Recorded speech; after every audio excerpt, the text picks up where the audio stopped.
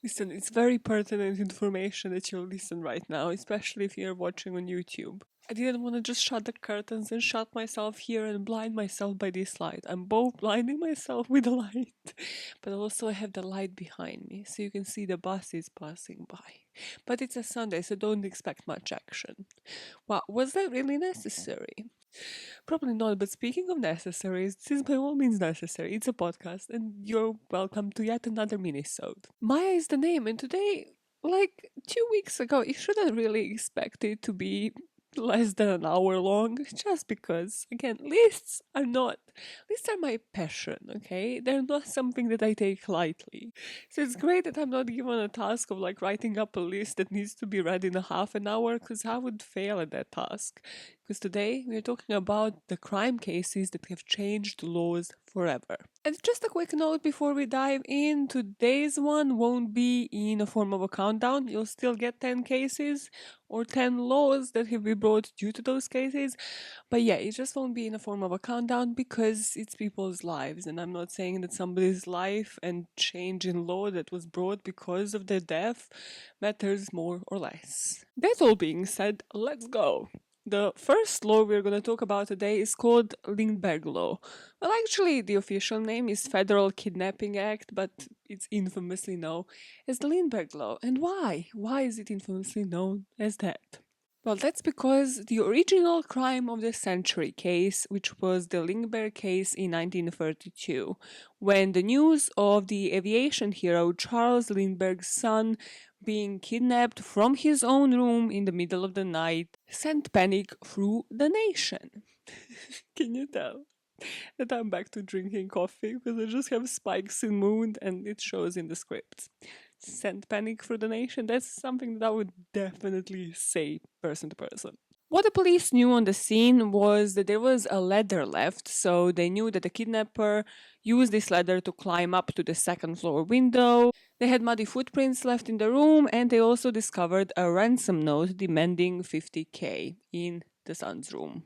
This case is famous for plenty of things, one being that Al Capone even offered to help from prison, but for days investigators found nothing and kidnappers didn't really try to follow up on that ransom note. After 3 days though, a new letter showed up and this time they demanded 70,000.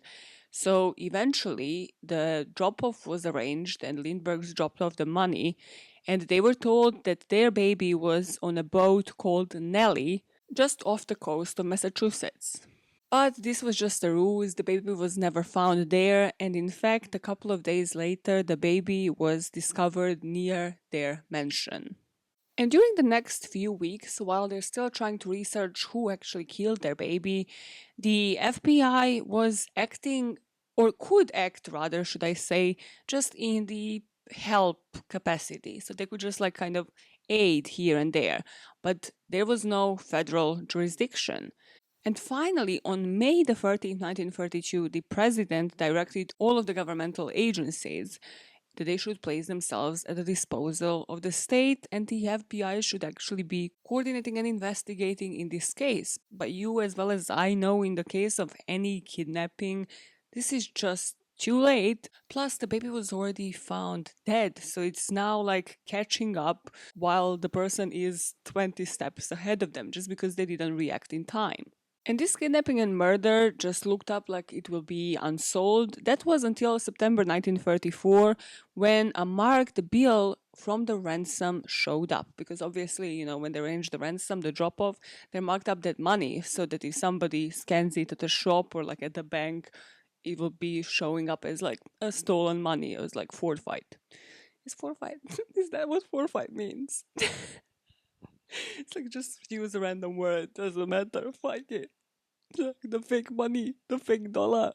So this is exactly what happened, and at a gas station, the attendant who accepted the bill wrote down the license plate of the car because they were like, okay, this is something suspect. And this bill was tracked down to a German immigrant and carpenter, Bruno Hauptmann. But when the detectives searched his home, they actually did find a chunk of the ransom money. But Hauptmann claimed that a friend gave him that money, like paying for some service, and he had no connection to the crime. But the prosecution and the cops weren't hearing it, and they actually arrested Hauptmann, and they managed to even match the ransom note to his own handwriting. And the prosecution even went as far at the trial to match the wood that he used while he was doing his carpeting and shit to the leather that was used at the scene of the crime. So 2 years later, Hauptmann was arrested for the crime. He was tried and he was actually sent to be executed, and he was executed in 1996. But this whole time, he insisted he was innocent. And still to this day, when it comes to this crime, this is kind of like a debatable topic. Like, was he actually innocent? Did they have enough evidence? And I think this crime might have actually resulted completely differently with the, DNA, fingerprint, footprints, for example, like all of the evidence. If it was to be examined today, I'm not really sure that they would have enough to actually just arrest Hauptmann and just not even arrest him, but actually bring him to be executed based on these wood deductions, like handwriting experts, like that's kind of easily debatable in court today. And there were a lot of speculations that they actually just wanted to pin it on somebody who was German due to the anti-German sentiment and the hero worship for Lindbergh.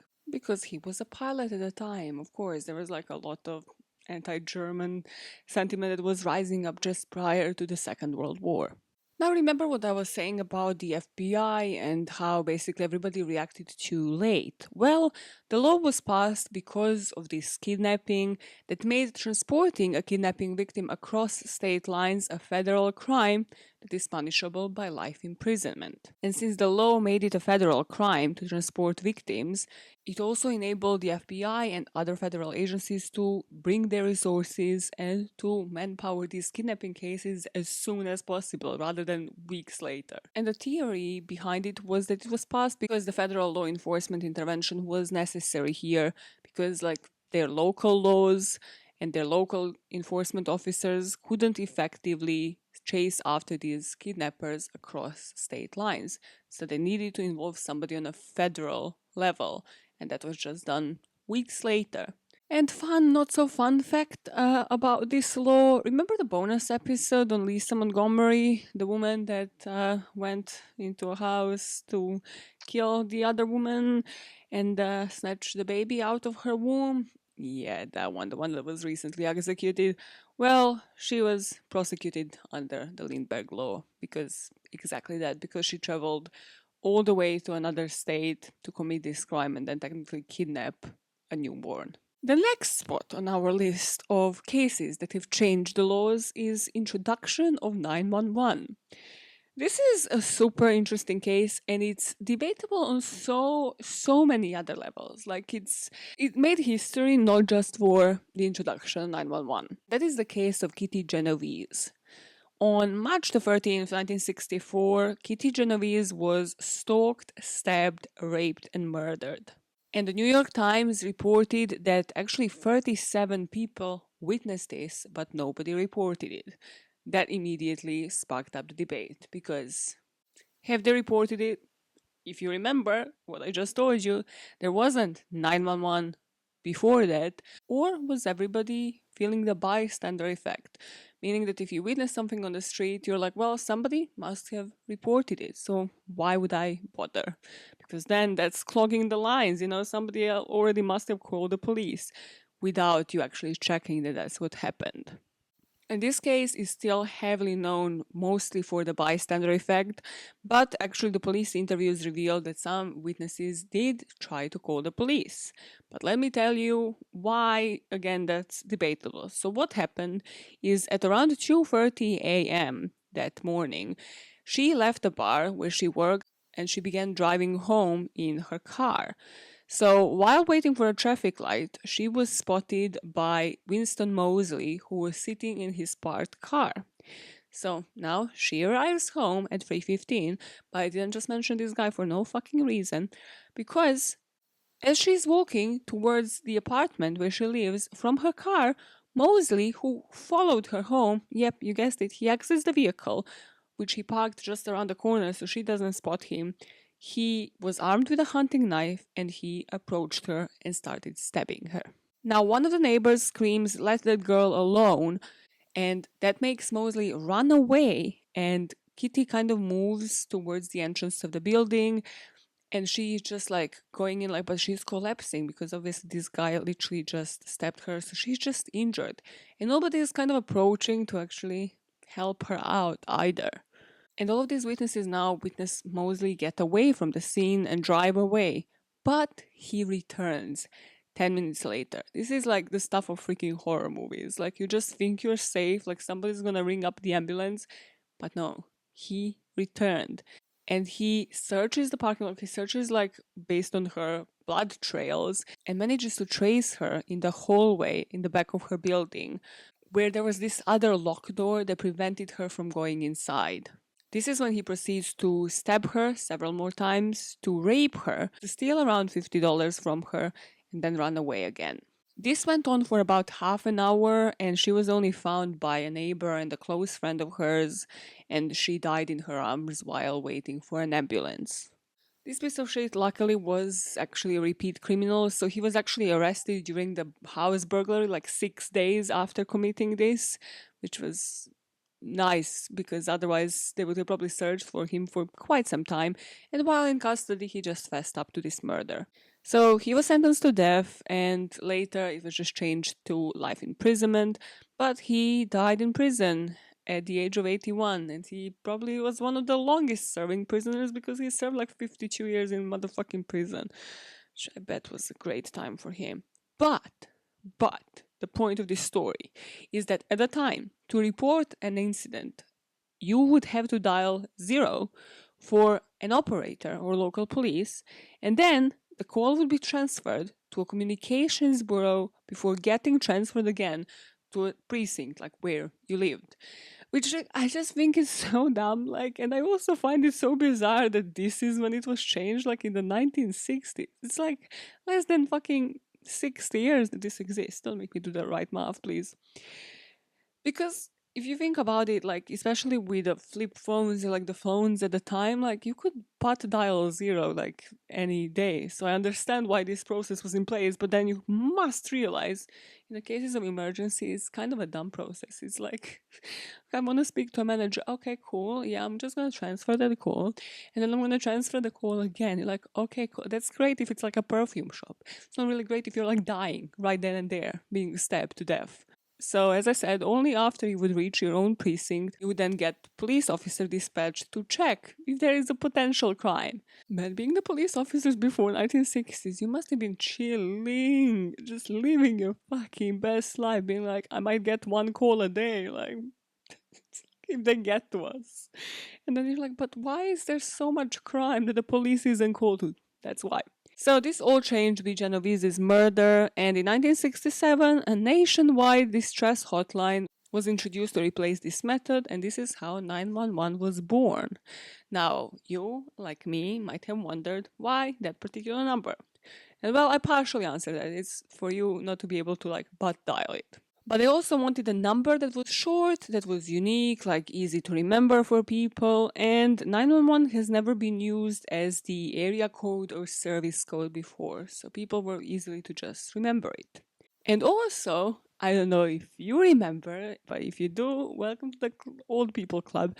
Remember rotary phones? Oh, I love those so much. Like, my grandma still has one. I just sometimes play with it when I'm there. I'm like, I love this shit. It was so slow. It was like you meditate while you ring a full ass number. But yeah, rotary calls, like, you needed something short because, again, it takes a bit until you reach that like sundial. You go 9 and then like 2 short ones. And fun fact for your next house party, the first 911 call was made in Haleville, Alabama on February 16th, 1968. The next law we're going to talk about is Adam Walsh Child Protection and Safety Act. It was named after a little boy called Adam Walsh, who was only 6 years old when he went missing in this Florida mall on July 27, 1981. So he was there with his mom, and his mom was shopping, and she allowed him to watch a group of older boys play video games in the toy department while she went to a shop next door. So She only went for 10 minutes, but when she returned, he was already gone. And although it was only 10 minutes, somebody managed to grab the kid and evade like the immediate police ground air searches that were happening in the area. And 16 days after, his severed head was found by some fishermen. And yes, only the head. With this case, the respect you have for these parents is insane. Like just the respect that you get from them, like because with his son's killer still unknown, John Walsh, his dad, in 1988 became the host of America's Most Wanted. As plenty of you know, this show was actually assisting to put more than 1,200 criminals behind bars. Because John Walsh, I think he was working in hospitality, like he was working for hotels, but he immediately just devoted himself to victim advocacy, to criminal justice after his son disappeared. That would have been enough, but no. His parents, John and Reva Walsh, actually began helping other parents to protect their children. They've done this only 4 days after their son's funeral. Like, these parents are insane. They pushed the Missing Children's Act that was enacted in 1982, and they co founded the National Center for Missing and Exploited Children.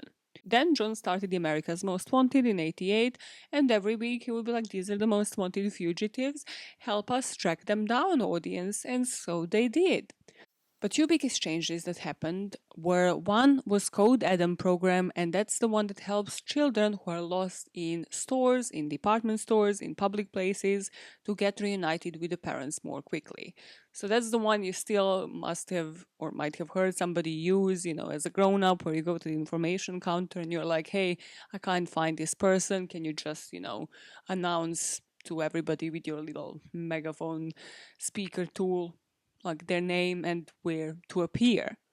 And if you hear code Adam over a store's intercom, it means you should be on alert for a lost child or any suspicious activity. The second piece of legislation was the Adam Walsh Child Protection and Safety Act, and this is actually a federal statute that was signed by George Bush in 2006. And for you to understand how this came about, let me back up a bit. So the Hollywood Police Department actually officially identifies serial killer Otis Toole as one of the most disgusting looking ones. If you ever have to struggle remembering who Otis Toole was, he was the one that looked like he cannot get laid for the life of him. Toole died in prison in 1996 while he was serving life for other crimes, but while he was serving life in prison, he confessed to be the killer of Adam Walsh. But the investigators were kind of digging and were like, okay, you know what we didn't find on Adam Walsh that you are again not really saying? Well, his body, sir. So if you truly killed Adam Walsh, where is the rest of his body? And he obviously led them to some bogus locations. So they were like, we don't really believe that, even though he confessed that he is the killer of Adam Walsh, but regardless, he was a sex offender, a very well known one as such. And again, a lot of kids died because he just lived on their streets. And Toole would also later recant these confessions, because so he would say, oh yeah, I was actually bullshitting you, a piece of shit. Just imagine putting the parents through all of that, just for what? For what? For you to be like a sick fuck from prison. So, the Walsh Act was actually introduced to organize sex offenders into 3 tiers according to the crime they committed. So tier 3 offenders are the most serious ones, and they need to update their whereabouts every 3 months for a lifetime. And they need to be on this registration and basically need to do this until they drop dead. Tier 2 offenders need to update their whereabouts every 6 months with 25 years of registration as a sex offender, and Tier 1 must update their whereabouts every year with 15 years of registration. And what this law enacted was, if you fail to register and update this information, you are going to be charged because it's a felony under the law. But because our boy John was now fully immersed into criminal justice system, he knew, wait, I need to add something here, otherwise there are going to be some loopholes. So this statute also meant that if you're a registered sex offender and you're moving to another state, because of course you think you're a slick fuck, well, they're going to have your criminal history there, as well as in your original state. So you need to register in any state that you decide to move because you thought you were going to get away with this. That was the basis of the law, but of course it had like a lot more to go on, such as implementing harsher sentences for crimes against children, providing resources and education, and assisting states in keeping these offenders with a low probability of rehabilitation, such as the ones in Tier 3 or Tier 2 off the streets. And there are different variations of this law. There is Sarah's law in the UK. Sarah's mom as well. Watch that case on Eleanor Neal's channel. She covered it beautifully, as she does with every single case. Sarah's mom is also a badass. I would not fuck with Sarah's mom. And then there was a Megan's law in the US. There was also Jacob Wetterling's Act. All of these laws, unfortunately, stemmed from the cases where a sex offender was just allowed to live in the neighborhood, or in certain cases on their own street without the family ever being informed. The next law we're going to talk about today is actually Amber Alert. I didn't know that this was based on a case, which was really dumb of me because literally until I actually heard this story, I think it was like my favorite murder a year ago, I was like, oh, that was based on a case. That makes complete fucking sense, yes. It was based on the case of Amber Hagerman, was born in November 1986. And she was kidnapped when she was riding her bike with her brother. The neighbor actually witnessed the kidnapping and he was the one to call the police, and the brother went home to tell the mother and grandparents what happened. And you're getting a quick bonus case here because this case actually kind of intertwines with another one. So on hearing this news, Amber's dad, Richard, calls Mark Klaas. Who was Mark Klaas? Well, his daughter, Polly Klaas, was also abducted and murdered in California in 1993. So 12-year-old Polly Klaas was kidnapped from a sleepover, which is just next level creepy, and murdered in 1993. And during this investigation, it was discovered that her killer committed multiple previous offenses. So Polly's crime in itself brought another law. You're getting a bonus law this episode, and this was the free strikes law in California, which meant that defendants with one serious conviction may have their sentence doubled with a second one, and anybody with two previous convictions must automatically serve 25 years to life when they get caught the third time, no matter the severity.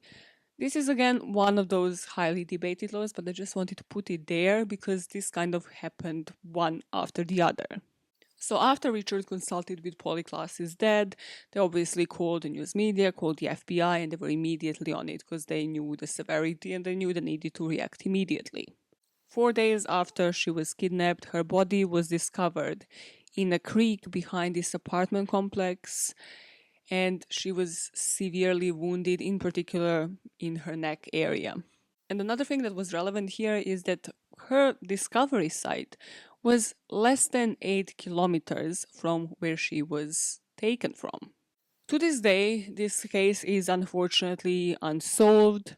And again, if you remember, only one person saw what happened, like her brother was just sort of riding and then he turned around and saw that his sister wasn't there any longer. But that didn't stop, in this case, actually, Amber's mom herself, Diane Simone. She was like, listen, I have thought of something. So she calls in the local radio station and she tells them, I have an idea. I think it might work very easily, actually. So you see how you're a radio, right? So you see how local media like sends weather alerts when there's like a storm coming, like hey, there's a tsunami in the area, whatever the fuck it is. Well, why wouldn't you be able to do the same when a child goes missing? Like it seems like you already have the systems in place. So when these weather alerts happen, they interrupt everything, television, radio broadcasts, while making this loud noise. Why not do the same for a kidnapped child?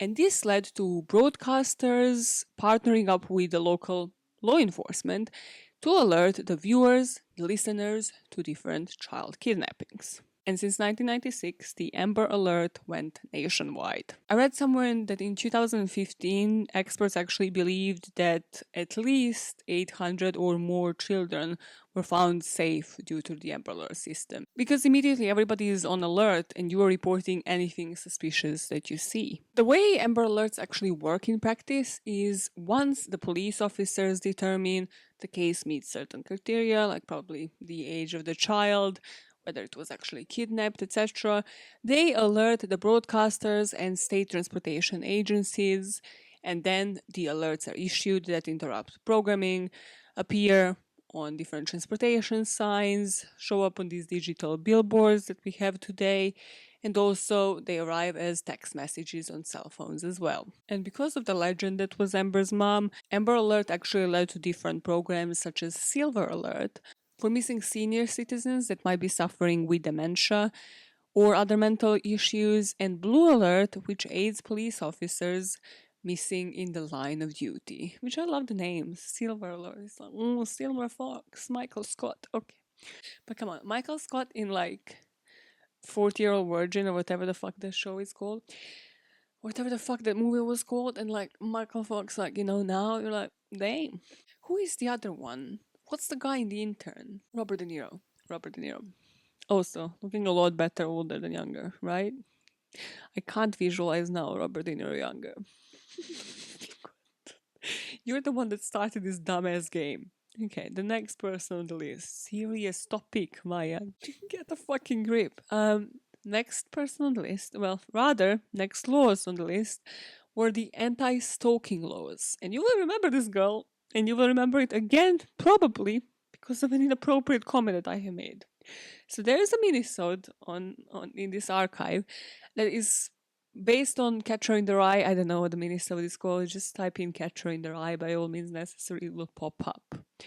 So in this minisode, I spoke about plenty of cases that the book Catcher in the Rye might have inspired to happen, and one such piece of work was the guy that attacked and killed the actress Rebecca Schaeffer. And the one thing that I said was inappropriate was that I vividly remember, because I vividly remember Rebecca Schaeffer's face, that during that episode I said that she could turn me. That she was the prettiest woman and actress in the 80s, and I still stand by that.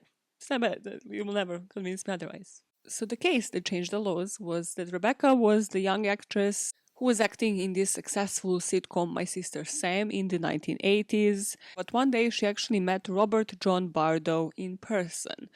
Well, Robert John Bardo was actually stalking her for months, and then he moved to the place where she lived. He was writing her letters, and they kind of like escalated as well. Because you see, when she was in My Sister Sam, like she was all this like innocent, fresh face actress, and then she obviously took different roles after it because that's how they make money. And this guy, just because of his mental health, didn't realize that that's not the actual representation of her real life. And that even if it is, it shouldn't bother you. You're the one that should get freaking therapy. So he thought in this new role that she was actually cheating on him because she was having a relationship on screen. So the vehicle privacy laws at the time just did not exist. So Bardo actually hired like a private detective to trace down the actress's home address in West Hollywood. And on that day, he actually came all the way from Arizona to her apartment, and he just like knocked on the door and asked her for the autograph. And she didn't think at first anything of this. I guess her address was publicly published somewhere, I don't know. But then she was all nice, like she set him off. It's like, goodbye, young man. Great, this is great. Just now move on. But he actually just waited at this cafe and then later just returned to her flat. And this time she was visibly just pissed. So when he witnessed that, or maybe he just planned to do this anyways, he raised his gun and he shot Rebecca.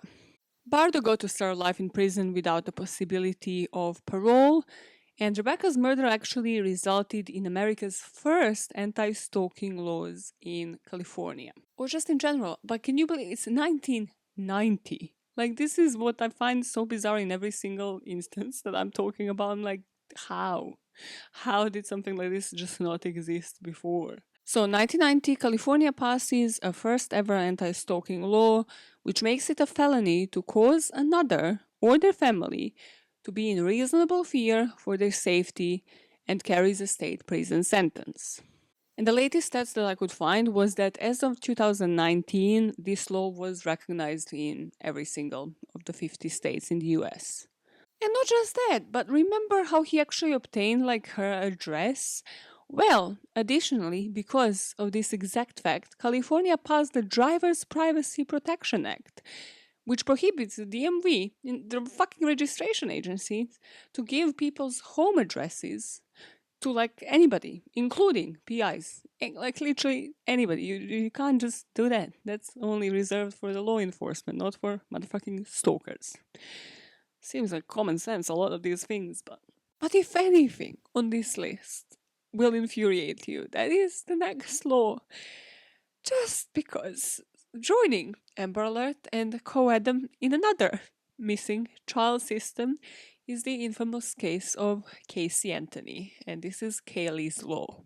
Kaylee Anthony was 2 years old when she was discovered dead in 2008 after her mother, Casey, failed to report her missing for over a month. When her mother failed to report her missing for over a month. This is a famous case, so I won't be going into too much details, but basically her grandparents realized that they actually haven't seen Kaylee in person or like in pictures or just anything for a month, and that Casey just didn't have any explanation. Well, she was saying that Casey was with a nanny called Zanny, and that she was just basically living with her, even though it was a nanny kind of situation. But then when they tried to track her down, they couldn't, so they reported to the police. Casey was eventually, as we know, acquitted, so she was never charged, even though her car had plenty of evidence that Kaylee was actually there, possibly bound, but she again tried to like do the amateur cleaning on it, but there just wasn't enough convicting Casey. And as you know, this is the one case where I said like whatever you think about it, her own defense knew how to play the courtroom. I'm not saying it was great. They literally said that Casey was abused by her father, which was just absolute lies, so she just didn't have ties with any of her family after this trial. I think apparently there were allegations that she slept with her lawyer as well, but they just tried to divert the jury from anything but this case, basically to justify that it couldn't have possibly been Casey, and unfortunately they were good at it and it worked.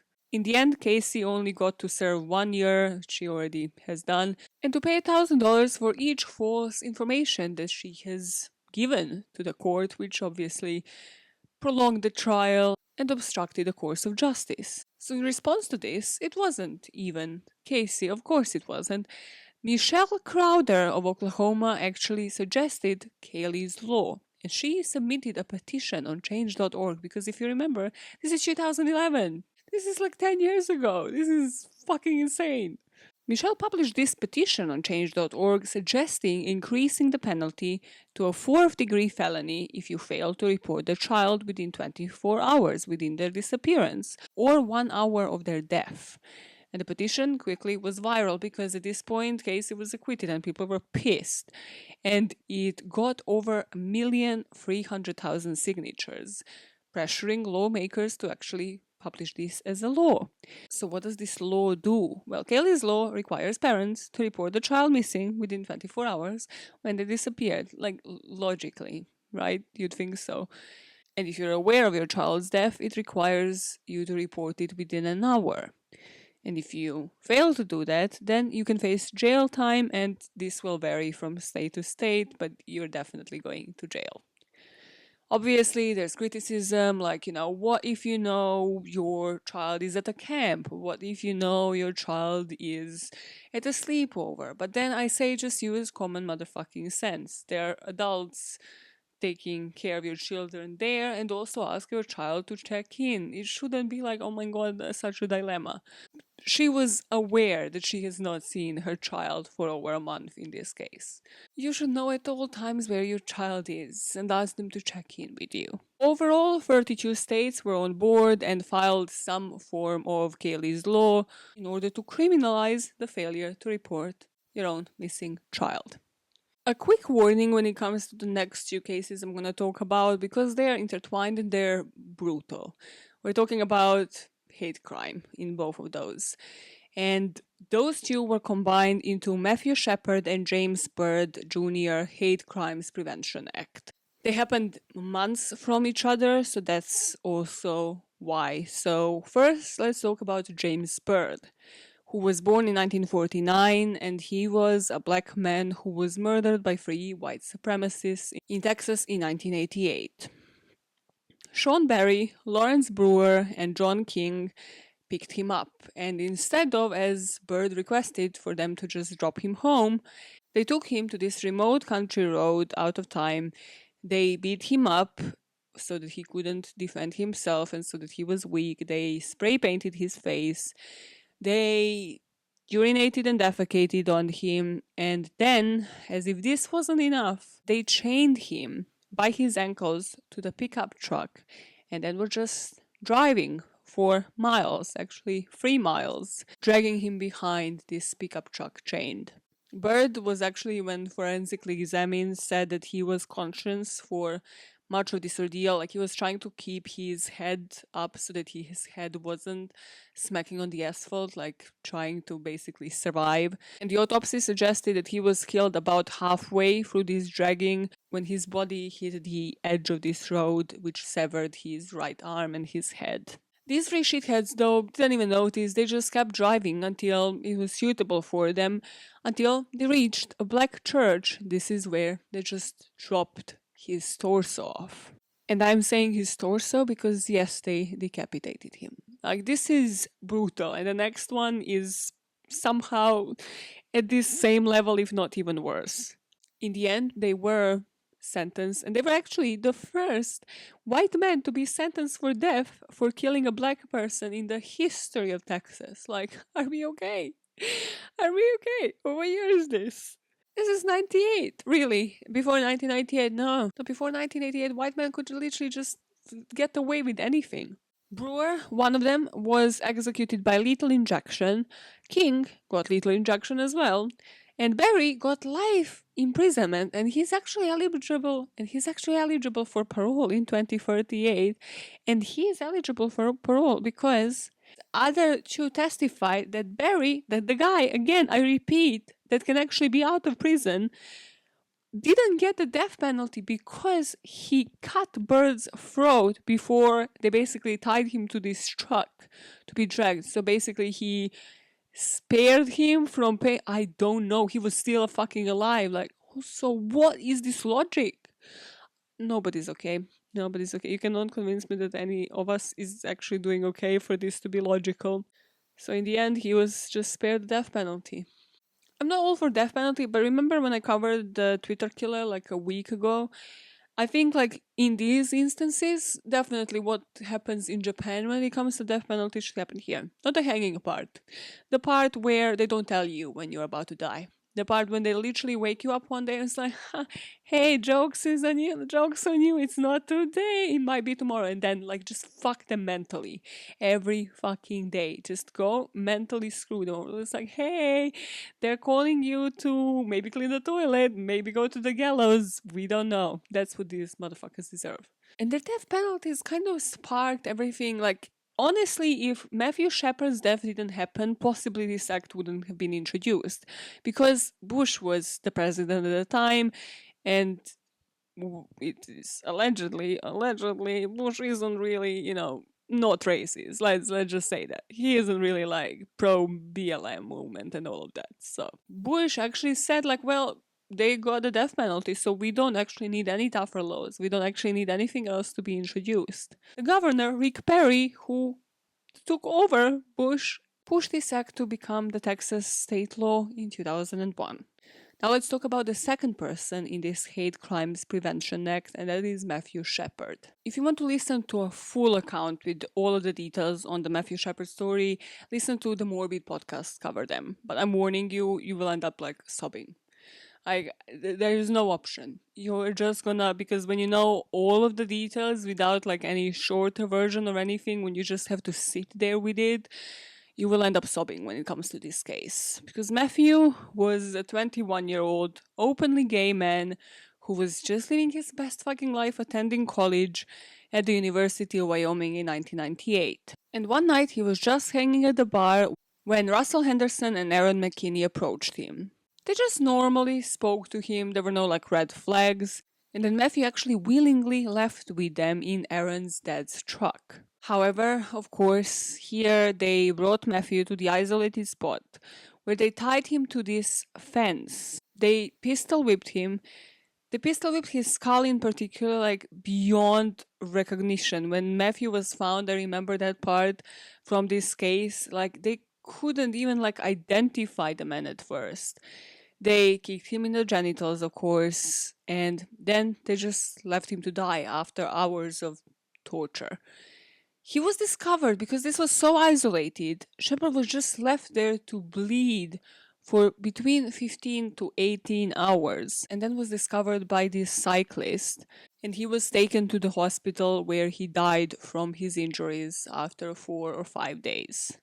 At the murder trial, these two pieces of shit actually used the gay panic defense. Okay. What is a gay panic defense? Because this is such a trigger. I just want to punch people who still allow this to happen. How the fuck can you do this? It's like, no, hate crimes defense didn't exist before, but you know what did? Gay panic. I'm so scared that he's gonna come approach me and I'm suddenly gonna convert gay. Well then, okay, heterosexual, why are you so scared if you're so convinced that you are like so charming and like irresistible and that this guy is gonna convert you gay? Shove it up your ass. So they testified that Matthew made homosexual advances towards them and used this gay panic defense, which is the legal strategy where the defendant claims that they acted, watch this, in the state of temporary insanity, committing murder, convenient, because of the unwanted same-sex sexual advances. And they can use this because they can claim that these advances were so offensive or frightening that they were provoked into reacting in the way that they would never react. No, they acted in the way of self-defense. They were of diminished capacity. They were rendered temporarily insane. Please look at this. Please look at how hot Matthew Shepard was. And please look at these two pieces of shit. Like you would not touch them with a pole, a man or a woman. These are not the two guys that you swipe right on. These are not the guys that you notice in public and you're like, you know what? I'm gonna chat these motherfuckers with their perky ass ears and like receding hairline in their 20s up. Yep, I'm gonna chat these motherfuckers. These are the two guys. No. At best, you look at them and you try to hide your gag reflex because you want to bomb. And gay panic defense? How about we abolish that motherfucking shit, huh? Both of them luckily received life sentences despite this. Just imagine the family having to go through this as a child is fucking bullshit. What both Bird's and Shepard's parents noticed is that neither in Texas nor Wyoming where these crimes took place, they can actually prosecute these motherfuckers under hate crime because it wasn't a legislation at the time. So they worked to enact a law against hate crimes. The only federal statute on hate crimes that existed was the one in 1968, which made it a crime to use or threaten to use force to willfully interfere with any person because of race, color, religion, or national origin. So 2009, Matthew Shepard, the James Byrd Jr. Hate Crimes Prevention Act comes to power and it expands to include crimes based on the victim's sexual orientation, gender identity, or disability. And the act also provided further funding, like for the education to help investigate, prevent, and prosecute hate crimes. This was finally signed into law by President Obama on October 28, 2009. Did I just have to have a quick break because of rage? Yes, I did. Last night, by the way, I record on Sundays, right? So last night was Saturday. Yes, they know the days of the week. And I don't know, I used to party on Saturdays, but life is so sad. So instead of partying, I looked up list of Scorpio killers, and I have never found something that made more sense to me. Literally, it's like Charles Manson, toy box killer, highly sexual. Robert Ben Rose that I covered on the podcast as well. Again, I was like, makes complete sense. I covered this woman for the YouTube channel, Carla Faye Tucker. And it's just a mental game. You're just like, Jesus, I feel so sorry for these police officers who have to sit in front of these fuckers and just try to negotiate. Because, boy, just trying to even communicate with Scorpios, you never know when the anger is gonna come up. You never know when the rage is gonna hit. You're just there like, oh my god, I'm at this person's mercy. Like, please do not have like a hidden knife in, I don't know, your esophagus or something. Esophagus. That is correct pronunciation of that word. Yeah, you can definitely, yeah. Please do not try this at home. Hiding knives at the esophagus. Esophagus. This is why these minisodes last for like 2 hours, okay? 2 more cases. What is the number? 2. Okay. So, penultimate case of the day. Have you ever heard about Miranda rights? Well, if you haven't heard about the term, you have probably heard and overheard you have the right to remain silent. Anything you say can and will be used against you in the court of law. To which I put in the script, but these overused words only exist for less than 60 years. Again, don't make me do math. It's very simple math, Maya. They were introduced in 1963 and now it's 2021, so it's very simple math. 57. Still took you too long.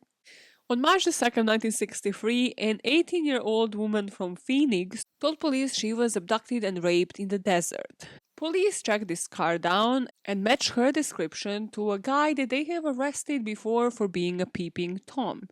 This man's name was Ernesto Miranda. And in 66, he was arrested on the suspicion of robbery, kidnapping, and rape. And during the police interrogation, he confessed to committing the crimes. But of course, this conviction ended up being overturned because the interrogation methods were highly dubitable. And because of this, Miranda rights were created to prevent this from happening in the future. He was actually interrogated by 2 police officers for 2 hours, which resulted in him signing this bogus written confession. Then a trial, because now you have somebody confessing, of course the jury is going to be leaning towards finding them guilty. Miranda was actually sentenced to 20 to 30 years on each count. In 1966, when they were overturned by the Supreme Court, they finally accepted that Ernesto's Fifth and Sixth Amendment rights were violated. But even if you know this case, you probably didn't know of this second part. Like, I completely freaking forgot. So, he was released from prison because of this, but then he was actually retried and convicted again because his jealous ex-girlfriend decided to actually go to the police and actually say, no, he definitely confessed it to me. So, like, the police and everybody has been just fooled at a trial. So he was again convicted in 1966 and he remained in prison for the next 6 years. And he was stabbed once he was released in a bar in 1966.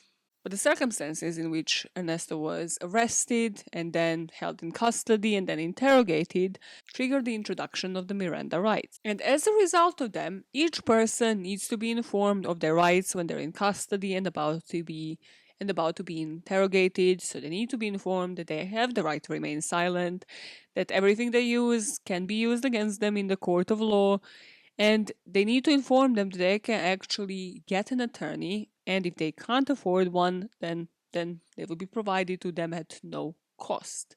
Because had Ernesto Miranda known this, he could have actually gotten a lawyer and none of this would have happened. And possibly then the second part where his jealous ex manages to see her opportunity to just get vengeance, get freaking revenge on this guy, also would have never happened. And possibly then, because this is how the cause and effect in life works, he wouldn't have died in 1976, because maybe then, at that point, he wouldn't have been at that bar. I can't guarantee you that last part, but, sequence of events. Causa y effecto. Circle of hell. Just saying expressions at this point. We are wrapping up. with the last case that has changed the law. With this last one, I kind of have a confession to make. I have freestyled a bit. Okay, I'll explain as we go along. So, first, let's talk about Video Recordings Act of 1984. Why are we talking about it? It will become important. Listen to me. So, under the British Board of Film Classification, or BBFC, they have to decide if the video is suitable for a classification certificate. So, when you go into, remember the time when we used to go into movies, or even now when you watch it illegally or on Netflix, you have that like PG or 12 plus or like 15 or 18 plus. Usually those are like the perimeters. So this act that was established in 1984 was there to enforce that. And because especially at the time it was a lot more manual, there were large amounts of videos in circulation. All of the movies that have previously been released before this act were given deadlines where they have to be rated or they had to be removed from the shelves. Now we speed up to the actual crime that I'm going to talk about today. And this crime happened on 12th of February 1993 when 2-year-old James Bulger was taken from the New Strand shopping center in Bootle. And again, very similar situation where like his mom was just shopping and these two boys just took him away from the shop pretending like they were his friends. And these two boys were called John Venables and Robert Thompson, and they were 10 years old. Few days after this crime, James's body was found mutilated brutally by these railway tracks. Luckily, there was enough CCTV and people recognized these boys because James was actually protesting. Like, he was they were leading him as if, they were his brothers, like holding him by his hands, but James was kicking, like, up the fuss. It just didn't look like a normal situation, like he was in distress. But again, everybody saw it and they were like, oh, it's just like three brothers. And the smaller one is just being antsy and nobody reported anything. So by the 20th of February, the two of them were charged with his abduction and murder. And the two of them were the youngest defendants in history to be convicted of murder. Now comes the part where I fully dug into this case because I thought there was a law brought around this particular part.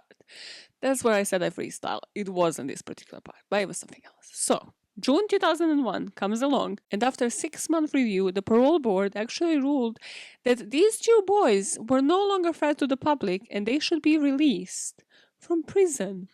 So after serving only 8 years, these two were not just released. I remember this case because this part pissed me off so much. They were given new identities. They moved them to secret locations under a witness protection style program. They got new passports, new national insurance numbers, new qualification certificates and medical records.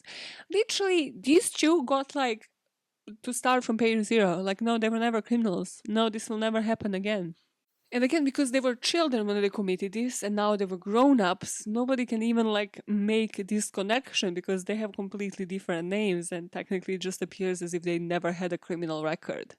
That is where the case stands today. But at the time, go back to when little James was abducted.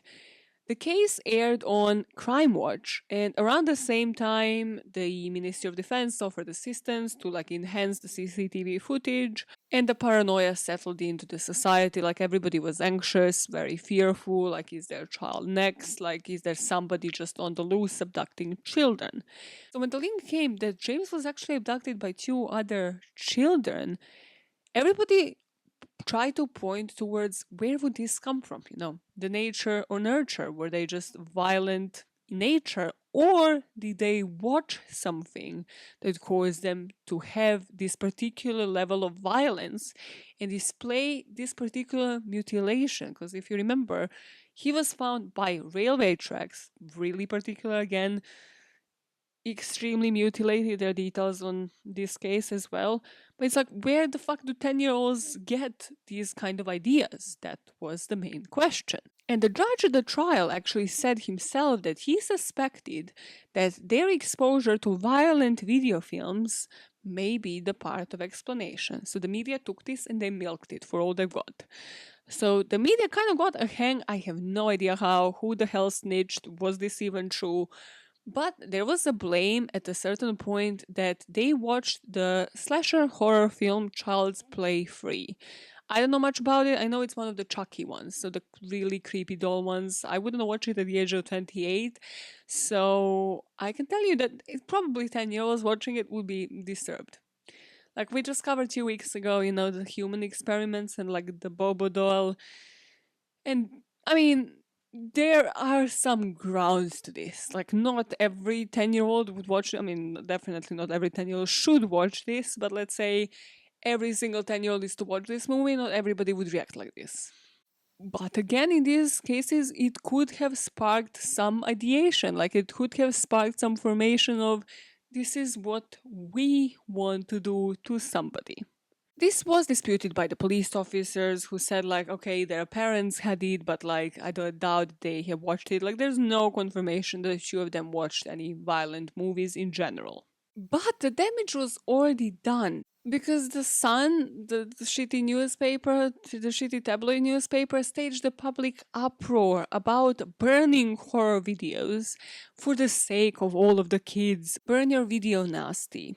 And video nasty, I was like, this does not sound like a term. Somebody invented this. It is a term that is apparently only used in the United Kingdom to refer to the number of films, typically like low budget horror, just exploitation ones, that are criticized for their violent content by the press or sometimes religious organizations. And the term was popular apparently in the 1980s. I have not heard it in the modern day, but hey, the Sun says it, so it must be true. I will eat those words until the day I die. The Sun said it, so it must be true. When has a single person ever said that? In public or otherwise. And due to the Sun's campaign, some video stores began to withdraw this particular film from its shelves, and one video chain actually burned all of its copies because of this uproar from the parents. So once the police actually confirmed like there is absolutely no way like for us to know for sure, well, that because the film board, the BBFC was technically used by Sun as a scapegoat for all these months as like somebody to blame, something had to be done. And in response to this, the government made some changes to the tests laid out by the Video Recordings Act. Previously, the BBFC would be given just like broad requirements on, what they should consider when they make the decisions on the age ratings, whereas now, those were fucking spelled out. They're bullet points. The board now has to pay special regard to any harm that may be caused to potential viewers or through their behavior to society by the manner in which the particular work, the particular movie deals with criminal behavior, illegal drugs, violent behavior and incidents, horrific behavior, human sexual activity. And why I said a freestyle? Because this was an addition to the already made law. So in 1994, the legislation was supplemented by the video recordings, and this allowed the BBFC to revisit any of their existing decisions in the light of this new, checklist. So the checklist is there. I thought this one was interesting because, like, kind of went from like one of the most brutal attacks in the UK history, but it was also like different, and I don't think many people know about video nasties. It just shouldn't be abolished as a term, please, for the love of God. Or just in general, there was like, there is this whole act that decides on the PG or non-PG and how it was connected to a true crime case. So, I kind of thought like, hey, there were 9 cases there, out of which you might have known about some, but no. I freestyled the way into your hearts with that last one. Yeah, freestyle the way into people's hearts. Sick, sick. 4 years into this podcast, minisodes are going to be like 4 hours long. The long episodes are going to be like 6. It's literally just like, hey, actually, I had to research like all of the cases associated with the thing that I'm talking about. It's like 20 cases in one. Yeah, let's not do that. Yeah, let's go. Next month, minisodes, 20 minutes. That is a challenge. That I need to admit that would be a challenge. For me, short form, definitely a challenge. So let's challenge ourselves. Yeah, let's do that. And until then, and until Monday, you have a great weekend. And you know what? You keep making the world a better place. How'd you do that? One motivator time. Oh my fuckers. Oh god. Should definitely stay away from lists. But lists are my passion. Lists are the passion. The Samange passion. The Samange. Samange passion. Goodbye.